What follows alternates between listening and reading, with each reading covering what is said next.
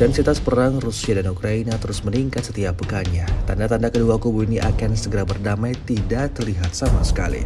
Terbaru, beredar sebuah video di media sosial Telegram pada Senin 20 Januari 2025 yang memperlihatkan adegan seorang pejuang dengan tanda panggilan Peleus menggendong rekan seperjuangannya yang terluka parah.